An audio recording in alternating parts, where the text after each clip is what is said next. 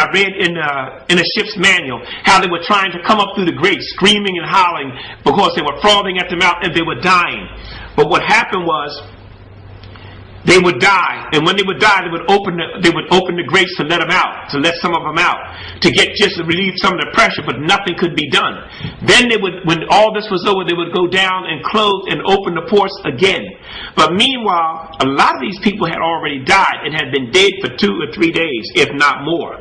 So you being chained to a particular slave would happen so that this slave's arm would be coming off, because after a while, the body begins to not mortify but come apart, because it's already set up to where it has to die. Once the heart stops, then the skin worms come alive. They begin to consume the body. The body begins to fall apart to its masses. So in the event I'm chained to this particular person, when they bring the slaves out, they pull body parts out. They were opening their ships and pulling body parts out. And remember one thing, that you couldn't go to the bathroom. There was no such thing. The sanitary conditions were deplorable, like I said in the beginning.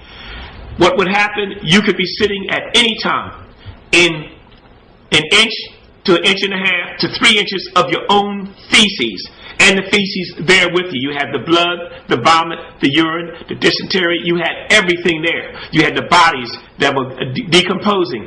Everything was there. And again, like I said, the British men of war said they could smell the ship for 5 miles because of the smell and the stench. Once they got these ships close to land, they began to throw over more dead bodies, which brought sharks in close to the city. Now, and close to land. Now, there was one ship in South Carolina that dumped her dead overboard close to land. The bodies washed up on land.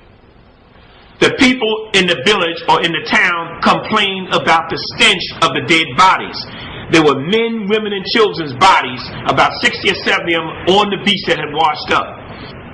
On board ship, I read in the ship's journal, written by one of the surgeons on the ships, who said that these poor wretches aboard this ship had no idea what awaits them in America in that kind of slavery.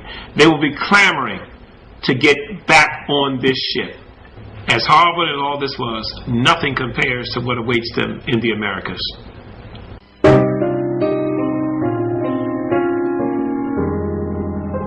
For those who survived the Middle Passage, they still had more horrors to face them.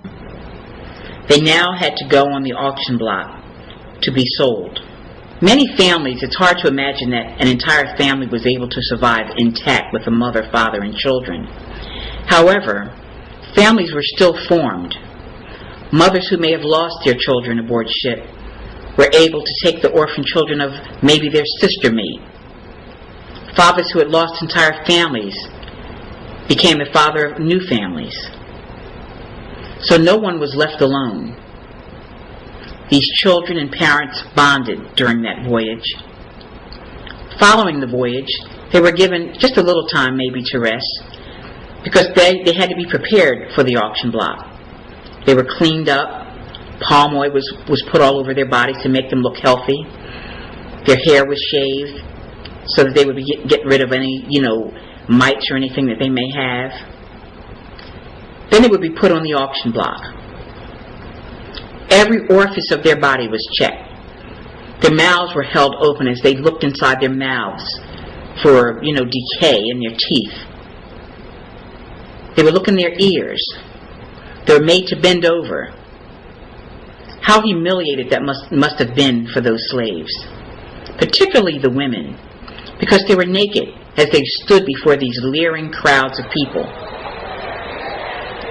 A child who was suckling at a mother's breast would be taken and just thrown into the crowd, given as a token because it was more of a nuisance to keep that child there. While this mother, who so dearly wanted to keep her children with her, had no choice. They were taken from her as she was sold away. A young wench, a girl maybe 14, 15 years old, would be considered quite valuable because of the number of children she could have over the years. And a young buck, a male about that same age, would also be considered highly valuable because of the many years of labor he had ahead of him.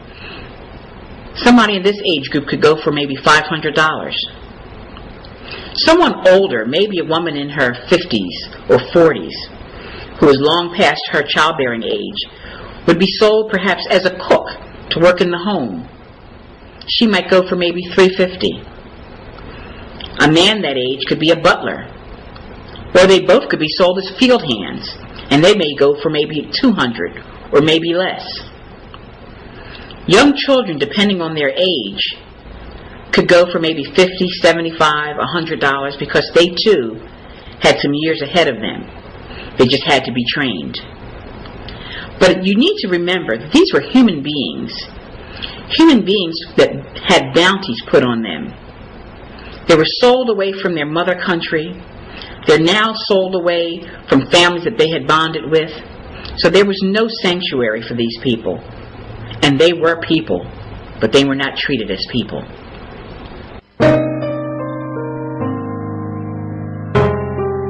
This is the way the slave shackles would work. The chain was unlocked. Once the chain was unlocked, taken apart, very ingenious, very elementary. The hand was put in. Once the hand was put in, locking device would commence. It's just like a puzzle, but very elementary.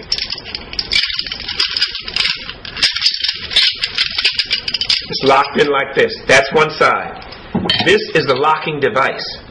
This locking device is the other handcuff. It goes on like this, fits in like this.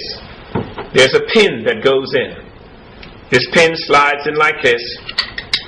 Once it's slid in, it's locked. You're then locked in. The whole concept of this is to fix it so the person could not get away. You notice how these are made. If you look at the side here, this is all handmade. And that would show you why there were so many keys that were made to so many different things. If you ever notice, a jailer had 50,000 keys on his side. These keys represented all these locks because they could not find the same key was not always put in the same lock. And by being hand forged and handmade, they're always different. So that was your differences then. These are middle passage shackles. These shackles were used in the middle passage. What would happen is, once they got going up the gangplank, what they would do was take these off. These went off. This bar would go across the front of the leg, around the front. This bar would be put in the back. It would look just like this, with the legs here. After the shackles were put on, remember one thing, because of this metal here, because of the sharpness of the metal, it would actually cut into the skin. And when it would cut into the skin, a lot of times when they would get to land or go down to inspect the slaves, under here you would see maggots. Maggots would be cleaning the wound.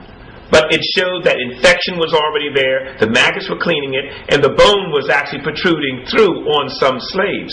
When they would get to land, they would try to cover it over with different muds, different creams, different things to cover it over, yet they were already scarred.